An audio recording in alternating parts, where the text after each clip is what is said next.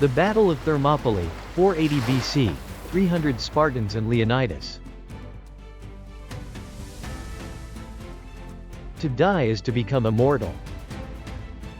Prologue, the first invasion. 10 years before Thermopylae, the great Persian Empire had already tried to bring Greece to heel.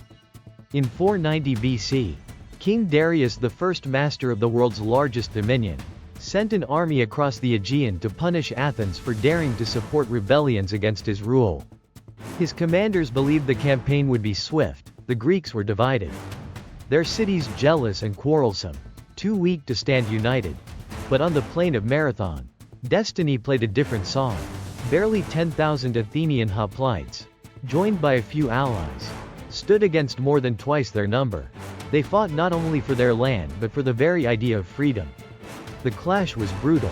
When the dust settled, 6,400 Persians lay dead upon the earth, their bodies piled on the shore, while Athens counted only 192 fallen sons. The victory shook the ancient world.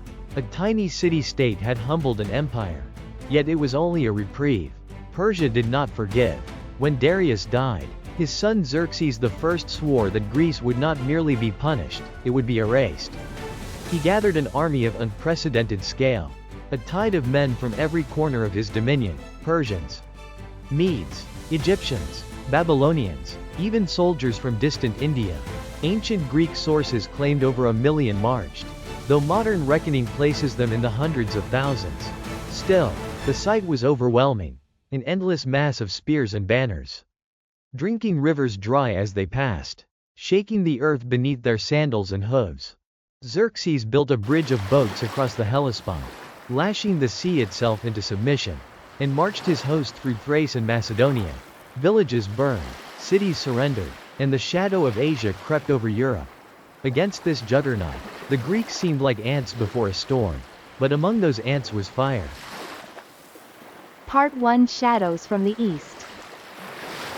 The Greeks were not one people, not one kingdom, but dozens of city-states, poleis, forever at odds. Athens, radiant with philosophy, democracy, and a navy of triremes. Sparta, austere and unyielding, where boys were hardened into warriors from birth. Corinth, Thebes, Delphi, each proud, each jealous. Alone, none could resist Persia. Together, perhaps they had a chance. In desperation, they formed the Hellenic League. Leaders argued, mistrusted, and bargained, but fear sharpened unity. They knew that if Xerxes' tide rolled unchecked, all would drown. Part 2: Thermopylae, the narrow gate. The League chose their ground carefully. To stop Persia's advance, they would not meet them in the open. They would fight where the land itself became their ally. That place was Thermopylae, the hot gates. Imagine a jagged coastline where mountains plunge into the sea, leaving only a narrow path between rock and water. In some stretches, the road was so tight that only a few chariots could pass abreast. There, numbers counted for nothing. The mighty could be funneled, the countless could be stopped. At the head of the defense stood King Leonidas of Sparta. He was not a man of many words, but of iron will. Sparta allowed him to march with only his personal guard, 300 Spartans. They were not chosen for their youth, but for their fatherhood. Each man left behind a living heir, so that even in death, Sparta's line would continue. Beside them gathered about 7,000 allies: Thespians, Thebans, Phocians, men from Corinth and Arcadia. But when posterity remembers Thermopylae, it is the 300 who shine brightest, because they embodied a defiance larger than their number. Part 3: The first days of battle. When Xerxes' vanguard reached Thermopylae, he was astonished. Before his endless army stood only a handful of Greeks, combing their hair, polishing their shields, preparing for battle as if death were an afterthought. The king sent envoys: "Lay down your arms. Kneel, and you shall live." Leonidas replied with words that have never faded: "Molin labe, come and take them."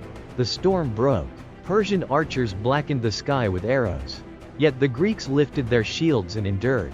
Then came the infantry, wave after wave, surging into the pass. But the phalanx held, shields interlocked, spears thrusting in perfect rhythm. In that narrow killing ground, the sea of men broke like waves against rock. The Spartans fought with discipline born of a lifetime's training. They rotated ranks so no man grew too weary. They taunted the Persians, mocking their soft armor, jeering at their endless losses. Even the king's elite, the Immortals, hand-picked warriors famed across Asia, were bloodied and hurled back in defeat. For 2 days the slaughter continued. The pass ran slick with blood. Xerxes watched in fury as thousands of his soldiers died against a few thousand Greeks. The impossible was happening again. The empire was bleeding at the hands of free men. Part 4 Betrayal. But no wall of shields can stand forever against treachery. A Greek named Ephialtes, hungry for reward, approached Xerxes with knowledge of a secret path, a goat track that wound through the mountains. Behind the Greek position, by night, Persian troops crept along this trail. At dawn, they descended upon the Greek rear. The trap had sprung. Leonidas understood at once. The pass was lost. If the entire army remained, they would all perish, and Greece would be left naked to the invader. So he made a terrible choice. He ordered most of the allies to withdraw, to fight another day, but he himself would stay. With him remained his 300 Spartans, a band of 700 Thespians who refused to leave, and a contingent of Thebans kept against their will. They would sell their lives dearly, buying time with blood. Leonidas knew he marched into death. Yet he also knew that sometimes, death itself is the message. Part 5 Death and Immortality. The third day dawned. The Spartans advanced beyond their wall, no longer holding back but charging into the mass of Persians. They fought with spears until the wood snapped. They fought with swords until the blades broke. They fought with bare hands and teeth, roaring defiance as the world closed in. Leonidas fell, pierced by countless arrows. His body fought over like a prize. His men fought to recover it, dragging it back from Persian hands, unwilling to let their king be dishonored even in death. One by one, they were cut down. At last, surrounded, exhausted, battered, they withdrew to a small hill and made their final stand. Persian archers drew their bows, and the sky darkened. A hail of arrows blotted out the sun, and the last defenders of Thermopylae fell beneath it.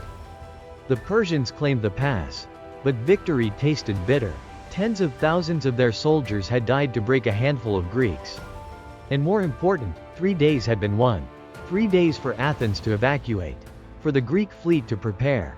3 days that would lead directly to Salamis, where Xerxes' fleet would be shattered, and the tide of invasion turned. Part 6 Eternal Legacy. Thermopylae was not a Greek victory of weapons. It was a victory of the soul. Against overwhelming numbers, against certain death, a small band chose sacrifice, and in doing so, carved their names into eternity. Later, the Greeks raised a stone upon the battlefield. Upon it were inscribed words that still echo. Stranger, tell the Spartans that we lie here, obedient to their laws. Thermopylae became more than a battlefield. It became a legend, a symbol of courage that defies conquest, of freedom that refuses chains, of men who chose death so their children might live. And so, when we speak of Thermopylae, we do not merely recall a war. We recall the fire of defiance, the nobility of sacrifice, and the truth that sometimes, to die is to become immortal.